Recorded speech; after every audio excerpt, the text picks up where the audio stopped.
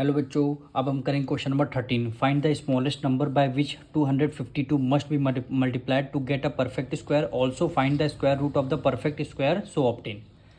क्या कह रहा है, आपको सबसे पहले 252 के फैक्टर्स आपको निकालने हैं, यानी प्राइम फैक्टर आपको सबसे पहले निकालने होंगे किसके, 252 के। तो यहाँ पे 252 के हम प्राइम फैक्टर्स निकालते हैं। 2 से लास्ट में इवन नंबर है, 2 से डिविजल करेंगे, 2 1 ज़ा 2, 2 ज़ा 4 हो जाएगा, 1 कैरी गया, 2 6 ज़ा 12 हो जाएगा। फिर हम 2 से करेंगे, 2 6 ज़ा 12 और 2 3 ज़ा 6 हो जाएगा।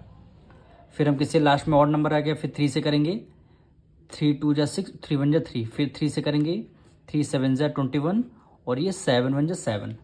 अब हमें क्या फैक्टर्स इसके लिखने हैं, 252 के हमें क्या लिखने हैं फैक्टर्स, यानी 2 मल्टीप्लाई 2 मल्टीप्लाई 3 मल्टीप्लाई 3 और मल्टीप्लाई 7, यानी सारे फैक्टर्स हमने लिख लिए।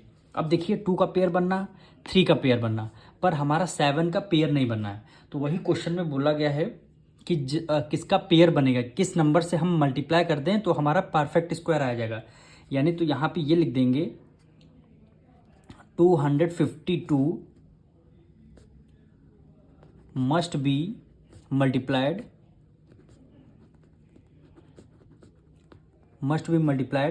बाय, किससे करना है, जो नंबर रिमेनिंग हमारा 7 है, अगर एक और 7 होता तो हमारा परफेक्ट स्क्वायर आ जाता, पर क्या है परफेक्ट स्क्वायर नहीं है। तो 252 को हमें किस नंबर से मल्टीप्लाई करना पड़ेगा, 7 से हमें क्या करना पड़ेगा, मल्टीप्लाई करना पड़ेगा to get a perfect square, to get a perfect square. यानी परफेक्ट स्क्वायर लाने के लिए हमें क्या करना है, जो हमारा रिमेनिंग है उसको 252 से मल्टीप्लाई करना पड़ेगा। ठीक है, तो हम यहाँ पे 252 को मल्टीप्लाई कर लेते हैं किससे, 7 से। 252 को हमें मल्टीप्लाई, जो हमारा रिमेनिंग है ध्यान रखिएगा, उसी को नंबर से हमें मल्टीप्लाई। अब 252 की मल्टीप्लाई करते हैं, 252 के मल्टीप्लाई 7 से करना है।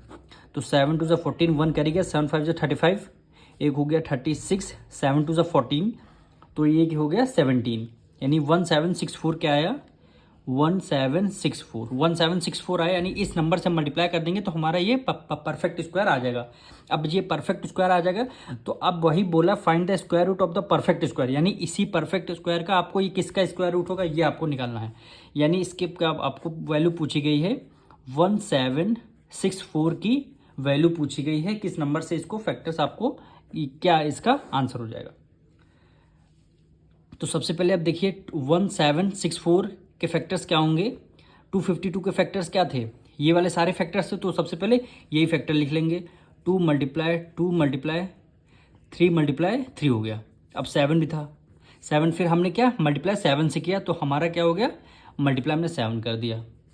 अब इसको आप सॉल्व कर लेंगे, यानी 2 का पेयर बन गया, 3 का बन गया, 7 का बन गया।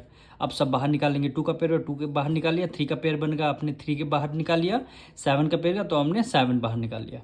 अब इसको आप कैलकुलेट कर लेंगे, 3 2 ज़ा 6 और 6 7 ज़ा 42, तो क्या हो जाएगा आपका 42 आपका आंसर हो गया।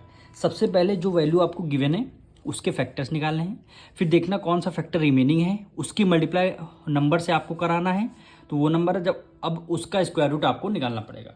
अब मिलेंगे नेक्स्ट वीडियो में।